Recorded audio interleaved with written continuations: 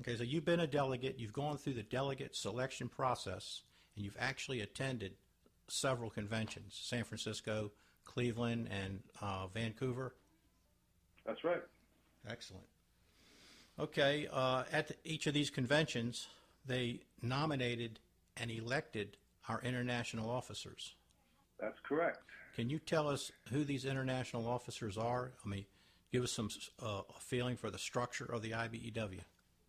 Sure. On my first IBEW convention was the convention where Ed Hill was elected. I believe he had been appointed just prior to that, replacing J.J. Barry. Good old J.J. Yeah, and well, that was the first convention, and Brother Hill was elected, but there was nobody running against him. Which is not unusual. And same thing happened at the convention in Cleveland, Ohio. No candidates stood against him, so he was really technically acclaimed, but then ruled to be elected, which is kind of funny in my opinion. Then last convention was Vancouver 2011.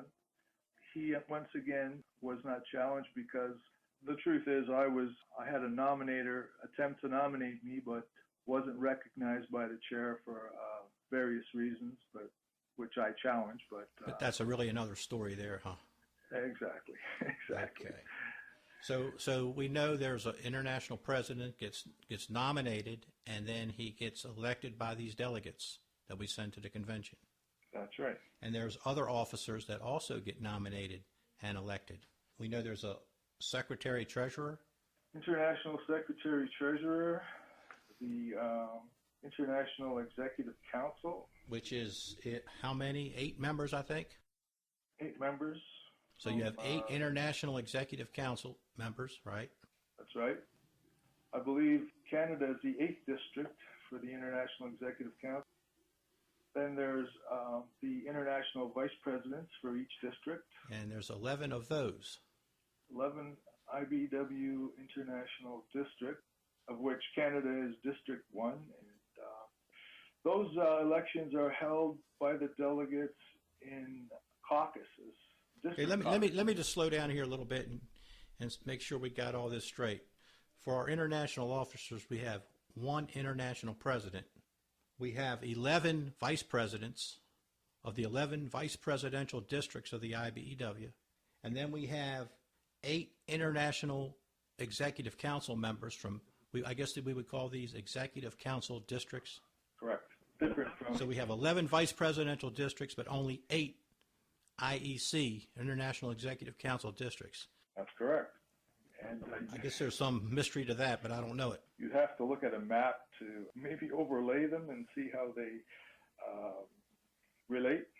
But, you know, it's interesting to note that specifically for Canada, we have the same district as an IVP district and the same boundaries for the International Executive Council. There's also a 12th member of the Executive Council as the chairman. Is that a fair statement? Yes. The chairman of the International Executive Council is an elected office, 8th and 11th.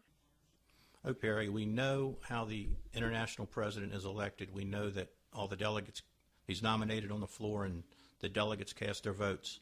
What I'd like you to do now is to tell us about the vice presidential elections at the convention. We have 11 vice presidents, and they're also elected at the convention, but we know the process is something different than how the international president and the secretary-treasurer and the chairman of the International Executive Council are elected. Can you tell us more about the vice presidential elections at the conventions? Sure, Michael. Each district has a separate caucus where delegates from the district attend, and nominations are held for the International Vice President office. And then, for instance, I can give you the example of the first district, which is Canada. We have just under 100 locals, I believe, in the 90s anyway. And each one of those locals has a vote. So Toronto, we had 11 delegates the time when I attended in 2006, and we decide amongst ourselves who we want to support for the offices that are being contested. which is the IEC seat, and the international vice president for our districts. It just so happens that the first district has the same jurisdictional boundaries for the IEC position as they do for the international vice president position. Which is not true in the other 50 states, where there's definitely a distinction between a vice presidential district and an IEC district, although they have similar areas. Right. Now, it's a good resource to go to is the international website. They have a map that defines the district areas, and they also have a page that talks about the International Executive Council. And they don't have a map for that, but what they have is the list of the states that that particular district represents. I think it'd be good to have a map of that and kind of overlay it to see the difference. That's the only real way you can get a visual of it. So maybe the IO could do that for us. Okay, but back to the subject again. The international vice presidents and the International Executive Council members, there's 11 international vice presidents and 8 IEC members from the districts, like you just talked about. Their elections are, I'd say, dramatically different than the election of the president. They are. They're separate from the. They're not done on the floor by the convention as a whole, but they're done in separate caucuses that represent each district. And this is a local union delegate caucus, so the 6 delegates from Local 353 would decide who they want to be the international vice president or nominee even at that point, and they would cast one vote as a local union. That's right. So we had 11 delegates for Local 353, and we decided. It was 11. I said 6. Okay. Right. So, we have one vote as a local, 11 delegates, and each local has one vote. So some of the smaller locals, like some of these, they call them railroad locals, have vastly less members but get a vote, That's an interesting dynamic. 90 local unions voted for the international vice president in the 2006 convention. Somewhere in the 90s. I'm not sure the exact number. Okay. Mid-90s is my guess. Okay. And they elected a vice president with these 90 votes, and each local union was entitled to one vote. That's right. Okay, I think we got it. The same thing with the International Executive Council also, right? It's the same thing. The IEC member from the district that covers the 8th district, which happens to be the same borders, was elected the same way as are all other IEC members. The local unions vote on this, and it's a local union vote, not a delegate vote. That's correct. But the vote that's cast is decided by the delegates. That's correct. In caucus. That's correct. Okay. Which is an interesting topic, another topic that would be interesting to talk about. Yeah. Let me give you an interesting insight, Michael. In 2001. Let me say just a little more here before we get this insight. So each vice presidential district does the same thing. So we have 11 districts, so we have 11 separate elections for our vice presidents. So we're not having delegates from Canada electing delegates from the California district, and the people from California, Arizona, and that area, the 9th district or so, electing the vice president for the 4th district. That's right. Okay, that sounds fair. Sounds fair, yeah. Okay, you was going to give us some insight into that? Well, an insight into the election in an IVP district, the technical insight is that in 2001, the election was held, and twice it was a tie. And the chairman, who was Ed Hill at the time, gave the delegates of the 1st district one more chance. He says otherwise that the floor would decide, which is an interesting technical insight into who can elect the vice president. Apparently, the convention can decide to do that election should the delegates of the district not be able to decide. I don't know the specifics about, okay, are they allowed to try once, twice, or 3 times, but I'm just telling you what I witnessed in 2001. Eventually, it went down that the vice president was elected by one vote. Somebody swung over, either one or two votes. So it was decided by the delegates. But there was a warning by the president, the chairman at the convention, that he would give him one more chance to elect him. Otherwise, the convention floor, which would have been interesting. So it would have been different in that sense, on that occasion, that the delegates of the entire convention, I don't know how they would have done it, because how would they know the issues or the candidate? Okay, let's talk a little bit more about this. Was a vice presidential election in the 1st District of Canada. That's right. And the Constitution does provide that it is a constitutional thing. Okay, I'm seeing it in the Constitution right now. I can read it. Let me take a few minutes and just read this. It says, however, the choice for international vice presidents, the International Executive Council, except the IEC chairman, and delegates to other conventions shall be recommended to the convention by each district. So the convention shall adopt the district's recommendation as its own action by the international secretary-treasurer casting one ballot for the district's choice. The choice of each district, so this we're talking about, say, of all districts, and yours specifically the 1st district. So the choice of each district shall be decided by a majority of the local unions of the district represented at the convention and present at the time the choice is made on the basis of one vote for each local union by secret ballot, not by a delegate or per capita tax vote. If the district is unable to determine its choice, then the convention shall decide any contest by a roll call per capita tax vote. It says the vote of each local union shall be decided by a majority of its delegates. So then, in the case that the district couldn't decide, they would have had a roll call similar to what the elections for the president used to be like. Every local on the convention floor would have had a vote on the district IVP. That's the way it appears. Yeah, and that's an interesting point you made about the delegates decide, but they decide as a local union. In other words, my local union, we had 11 delegates, local 353. When it came down to voting for the International Executive Council member, we had some disagreement, so we had to have a little caucus. We had it right in the room, at the back of the room, and voted by show of hands, and then took our ballot up. As a matter of fact, I took the ballot up because we were voting on the International Executive Council member from our district, and our business manager was a candidate, and the majority of our delegates didn't vote for him. Okay.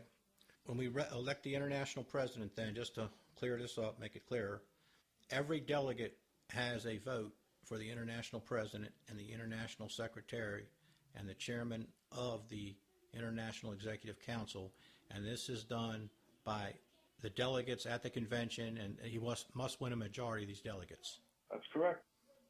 And then, but with the international vice presidents and the International Executive Council, the local union delegates caucus in the districts that they belong to, and each district elects their international vice president separately. Right. And they do this, each local union, like I say, caucuses with its delegates, and each local union casts only one vote. So if you have a district that has 3 or 4 local unions in it, then these 3 or 4 unions, there'll be 3 or 4 votes that are electing an international vice president. And the same goes with an International Executive Council district. The delegates caucus, and for each local union, and they cast a single vote. So if you have a delegate count of 15 delegates in a local union, and another local union only has 3 delegates, they have equal power in selecting the international vice president or an International Executive Council member, as the case may Correct. Be. Interesting. That is interesting when you put it that way. Yeah, because some of these locals might have 10, 15,000 members, and another just might have 500, 600 members. But when it comes to international vice president, they got lots of clout, and they got lots of clout at the IEC level also. Absolutely. Some locals have as many as 100 members, and that gives them a lot of clout. All right, so let's move on. We know that you were a delegate at the convention several times. Can you tell us a little bit about how a local union selects the delegates that they send to an international convention? Sure. I'll just give it to you in my own words. Generally, prior to a convention, there's a delegate election held. Now, a convention happens every 5 years. We have local union elections every 3 years. So every 2 cycles of local elections, we have a time when we need to either vote for the delegates at the same time as we have local union elections or just prior. And that you kind of have to look at a little graph that shows you when your local elections are happening and where that 5-year convention election happens. So sometimes what's happened in our local, for instance, in the last union election, which took place in 2011, we elected convention delegates at the same time as we elected local union officers in June 2011. And the convention happened in September 2011. Whereas another time, we elected the convention delegates a year prior to in a year when we didn't have an election in the same year, a local union election in the same year, we had a separate convention delegates election. And, same thing, the membership has to get notice and there's nominations, then we have an election. So essentially, it's the same process as electing officers, and these are constitutional officers. A delegate to the IBEW Convention is a constitutional officer, and because of the federal laws that apply, then they must be elected the same way as an international officer through a secret ballot process. Right. Okay. Is there any qualification to be a delegate to the convention? Well, you have to have been a member in good standing for at least 24 months immediately prior to nomination. What does good standing mean? Well, I guess you have to be a member, paid up dues. And I can tell you, in the past, we've had the issue where, there was provision in our local union bylaws for standing in elections of attending so many meetings. So if somebody gets found guilty of charges and part of the penalty is not to attend local union meetings, sometimes people assume that precludes their ability to run as a candidate for a delegate. But it turns out that it wasn't that way. In other words, they were allowed to run. Okay, but generally if somebody keeps their dues paid for the 2 years prior to becoming nominated and elected as a delegate, then they would most likely be eligible to run as a delegate. Generally, yeah. Good standing means a paid up dues member. So if you were late for your dues at one time in that 2-year period and you got suspended for because you didn't pay your dues, then you would lose your eligibility to run not only for convention delegate, but for any local union office. That's correct. And that's a pretty tough rule, but that is the rule, and I'm familiar with it, and I know that they do enforce it, and it's pretty much etched in stone. It hasn't really been challenged successfully. Got to pay your dues. Okay, so most members of the IBEW then, because most members got at least 2 years, they can run as convention delegate. That's correct. And if it doesn't matter about your classification either, does it? No, it doesn't. So if you're a JW, or you're a residential worker, or you're a lineman, or you're a CWCE worker, anybody who's got at least 2 years as a member of an IBEW local is eligible to run for office. That's right. Okay, interesting. So somebody wants to run to be a delegate to the convention. What's next? They need to be nominated? Absolutely. You have to signify your desire, and somebody nominates you, and you have to be there to accept the nomination. So this is done at a regular union meeting? Yeah, that's what we've done in our local. Is it a specially notified meeting? Well, the last time we had nomination for international convention delegates, it took place at the same nomination for our local union elections. Right, and that generally is specially notified. They put a notice somewhere that's saying there's going to be nominations for delegates to the convention and local union officers. And this notice usually appears in the weeks or months prior to the month of I nominations. think it's 20 days prior to the nominations. That's what the law requires. Members should be notified. Usually the local union newsletter is used. But they can do it much sooner than that, right? They could do it months in I advance. believe so. I wonder if there's any limit. Suppose they ran a notice 3 years early and said that was the notice. Well, I don't know if it's ever been done, but technically it'd be an interesting question. Yeah, I don't know that. I don't know the answer either, but I know they say at least 20 days, and sometimes they'll put these things in magazines that come out 3 months before, and they'll put them in the back pages and things, and people got to find them. So a nomination notice is required by the law, and it's required by the Constitution and the bylaws also. But the nature of the notice is that's a little bit of a gray area. Generally, in my local, it's done the month before the nomination, so it's plenty of time. But never, any time before that, or it's not on the back page. That kind of thing. Technically, I guess it's possible. I don't know if it's been done. It's never been done in my local, though. And I know in my local, they do put a notice in a magazine that comes out quarterly, so we do get it as early as 3 months in advance.